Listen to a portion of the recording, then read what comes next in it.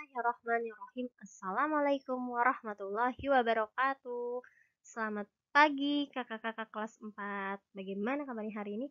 Insya Allah teman-teman dalam keadaan sehat dan masih semangat.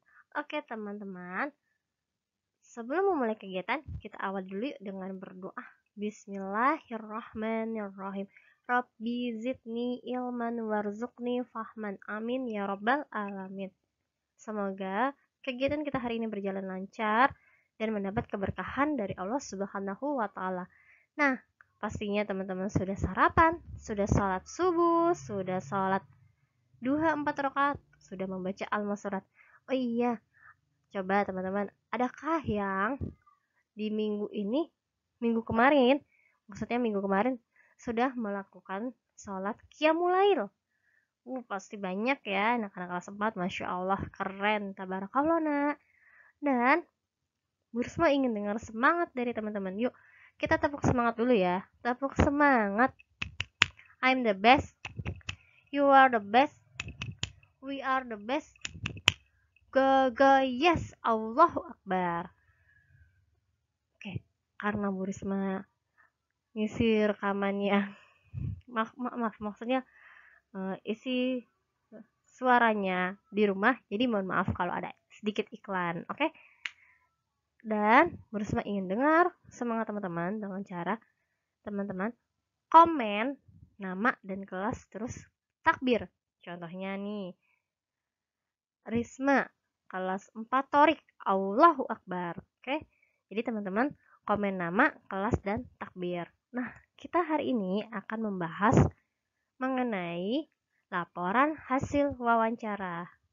Bagaimana teknisnya dan sistematikanya? Yuk disimak video. Bukan video maksudnya. Yuk disimak pembahasan dari Bu Risma. Oke teman-teman, pastinya teman-teman sudah siapkan alat tulisnya ya. Jadi, please pay your attention. Oke? Mulai ya. Bismillahirrahmanirrahim. Nah, teman-teman, pekan lalu kita sudah membuat daftar pertanyaan dan melakukan wawancara dengan ayah atau bunda teman-teman. Nah, selanjutnya hal yang harus kita lakukan adalah membuat laporan hasil wawancara. Adapun contoh laporan hasil wawancaranya, teman-teman bisa lihat di e-book teman-teman tema 3 halaman 102. Nanti insya Allah akan bersama sertakan juga gambar e-booknya ya. Oke teman-teman, jadi apa setelah kita melakukan wawancara dan setelah kita membuat daftar pertanyaan dan melakukan wawancara? Oke, ya, hal yang harus kita lakukan adalah membuat laporan hasil wawancara. Nah, teman-teman, di sini ada screenshot dari ebook yang halaman 102 ya di tema 3, yaitu tentang susunan penulisan laporan hasil wawancara. Nah, jadi ketika kita ingin membuat laporan hasil wawancara, ada unsur-unsur yang harus diperhatikan. Yang pertama, jadi ada latar belakang. Latar belakang itu alasan kita melakukan wawancara. Alasannya apa? Misalnya nih, contohnya teman-teman melakukan wawancara karena apa? Karena merupakan tugas yang diberikan oleh Bapak Ibu guru. Kok bukan Bapak ya, kan gurunya cuma Bu Risma sama Bu Amel. Jadi teman-teman melakukan wawancara karena apa? Karena tugas yang diberikan oleh Ibu guru. Oke. Terus yang kedua, maksud dan tujuan. Tujuan kita melakukan wawancara. Tujuannya apa? Teman-teman. Misalnya, tema wawancara kita apa? Merawat hewan atau tumbuhan. Berarti tujuannya adalah untuk mengetahui cara merawat hewan atau untuk mengetahui cara atau langkah-langkah merawat tumbuhan ya. Terus topiknya apa? Topiknya apa kemarin sudah ditentukan ya teman-teman. Jadi topiknya itu tema wawancaranya. Ada juga waktu dan tempat. Waktu dan tempat wawancara itu dilakukan. Misalnya teman-teman melakukannya kapan? Terus tempatnya di rumah, boleh. Misalnya tempatnya di mana? Mungkin ada yang di kantor ayahnya mungkin, atau ada di mana gitu. Jadi kalau waktu dan tempat wawancara itu dilakukan. Terus yang kelima, kita menuliskan laporan hasil wawancara. Nah, laporan itu ada apa aja sih? Ada narasumber, pewawancara, dan hasil wawancara. Dan juga yang keenam ada kesimpulan.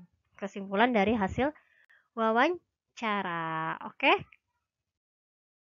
Di sini kita lebih detailnya lagi. Kalau tadi kan cuma kayak pemaparan sedikitnya. Nah, sekarang yang lebih detailnya lagi yaitu tentang laporan hasil wawancara. Di mana yang pertama itu ada latar belakang. Latar belakang berisi tentang alasan wawancara itu dilakukan atau alasan melakukan wawancara. Terus yang kedua, maksud dan tujuan. Yaitu tujuan dilakukannya wawancara.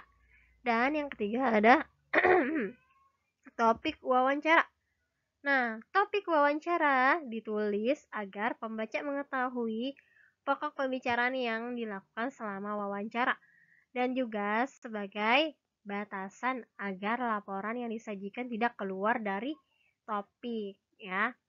Jadi tujuan topik wawancara itu untuk mengetahui pembaca tentang wawancara yang dilakukan ya, teman-teman. Yang nomor 4 itu ada waktu dan tempat ya, maksudnya itu waktu dan tempat wawancara itu dilakukan. Terus yang nomor 5 ada hasil wawancara. Hasil wawancara bertujuan agar pembaca mengetahui isi pembicaraan yang dilakukan pewawancara dengan narasumber selama kegiatan wawancara dilakukan. Nah, hasil wawancara itu terdiri atas pewawancara, identitas pewawancaranya, identitas narasumbernya, dan hasil wawancara berupa pertanyaan dan jawaban saat wawancara dilakukan. Terus yang keenam ada kesimpulan. Kesimpulan dari wawancara itu. Kesimpulan ditulis agar pembaca mengetahui gagasan akhir dari kegiatan wawancara. Nah, kesimpulan sebaiknya ditulis dalam bentuk paragraf ya. Jadi tadi ada apa aja? Yang pertama tadi ada maksud dan tujuan. Ya, bukan. Jadi kita urutin ya. Yang pertama itu ada latar belakang, terus maksud dan tujuan. Yang ketiga ada topik wawancara. Yang keempat, waktu dan tempat wawancara dilakukan. Yang kelima itu ada hasil wawancara. Yang mana hasil wawancara itu terdiri dari pewawancara, narasumber, dan juga pertanyaan dan jawaban yang dijawab oleh narasumber selama kegiatan wawancara. Apa harus banyak? Nggak semuanya boleh. Boleh pertanyaan yang kayak kira-kira dari umumnya, misalnya pertanyaan umumnya 1, intinya 1, khususnya 1, boleh seperti itu. Terus atau juga nggak harus pertanyaan sama jawaban, bisa juga dari inti dari wawancara tersebut, intinya apa. Nah, ada juga kesimpulan. Kesimpulan ditulis dalam bentuk paragraf, oke? Oke, teman-teman, di sini ada contoh laporan hasil wawancara. Ya, teman-teman bisa lihat di e-book teman-teman di halaman 103. Ya, yang terdiri dari yang pertama itu ada latar belakang, di mana latar belakangnya adalah siswa kelas 4 SD Sukarame mendapat tugas wawancara tentang pelestarian hewan peliharaan di sekitar tempat tinggal. Terus ada juga maksud dan tujuan. Tujuan dari wawancara adalah untuk menggali informasi tentang berbagai hewan yang meliputi ciri-ciri, kehidupan, tempat hidup, dan cara pelestariannya. Yang ketiga ada topik wawancara, yaitu topiknya apa tadi? Hewan peliharaan di sekitar kita. Terus ada waktu dan tempat kegiatan atau waktu dan tempat wawancara dilakukan. di mana dilakukan pada hari Minggu tanggal 1 Januari 2017. Waktunya itu pukul 8 sampai 9.30.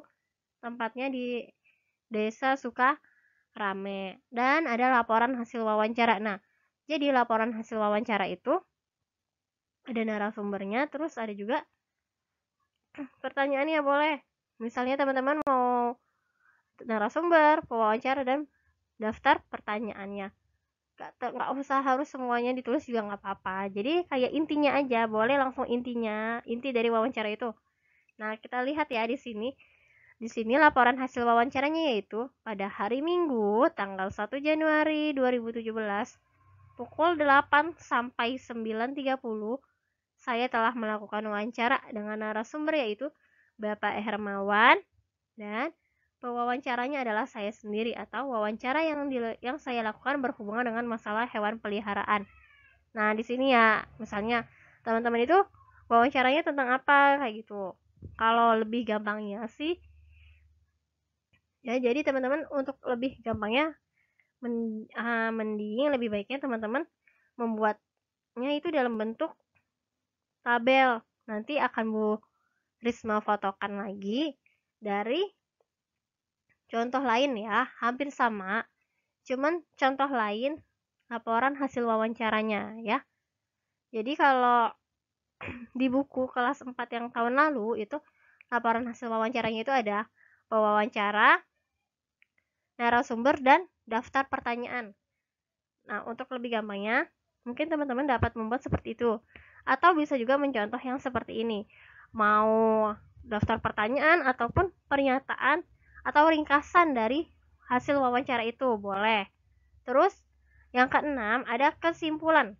Yaitu kesimpulannya adalah berdasarkan wawancara yang saya lakukan pada hari Minggu, tanggal 1 Januari 2017 pukul 8 sampai 9.30 kepada narasumber Bapak Hermawan tentang hewan peliharaan, akhirnya dapat disimpulkan bahwa hewan peliharaan harus diberi makan dan minum setiap hari dengan porsi yang cukup. Dan yang lainnya, misalnya kesimpulannya apa lagi. Oke, teman-teman? Nah, jadi teman-teman hanya pahami dulu ya. Untuk tugasnya nanti akan diinfokan. Teman-teman, sekian penjelasan dari Bu Risma. Insya Allah, jika teman-teman masih ada pertanyaan masih belum jelas, teman-teman dapat tanyakan langsung ya. Boleh telepon, boleh VN, atau boleh WA ke Bu Risma. Oke? Dan juga, insya Allah di pertemuan selanjutnya, berarti hari Kamis dan Jumat, kita akan melakukan Zoom. Nah, Zoom-nya itu apa? Zoom-nya adalah masih membahas mengenai sistematika penulisan laporan hasil wawancara. Biar kita bisa menjalin komunikasi dua arah. Jadi, kalau teman-teman masih bingung atau malu mau WA Bu Risma, bisa ditanyakan nanti ketika Zoom. Dan Bu Risma harap saat Zoom teman-teman bisa hadir semua ya. Karena ini materinya penting banget. Ya, ini merupakan salah satu materi inti dari tema 3 ini ya, teman-teman. Dan juga untuk tugas hari ini, tugasnya adalah teman-teman menyimak dan membuat kerangka. Kerangka itu kayak gimana sih, Bu? Jadi teman-teman cuma buat kerangkanya tadi apa, nggak usah diisi dulu. Kerangkanya cuma buat laporan hasil wawancara. Tujuannya dikosongkan dulu, tujuan, terus apalagi nomor 2 habis tujuan. Salah, nomor 1 latar belakang dikosongkan. Terus yang kedua, maksud dan tujuan. Yang nomor 3 topiknya dikosongkan dulu. Insya Allah teman-teman dapat mengerjakannya di hari di pertemuan selanjutnya ya. Setelah Zoom baru teman-teman buat laporannya. Jadi tugas hari ini teman-teman hanya menyimak dulu ya, perkenalan dulu. Setelah itu di pertemuan selanjutnya baru kita membahas mengenai bukan membahas ya, maaf, baru teman-teman membuat laporan hasil wawancaranya. Oke teman-teman, Sekian dari Bu Risma, kurang lebihnya mohon maaf. Wassalamualaikum warahmatullahi wabarakatuh.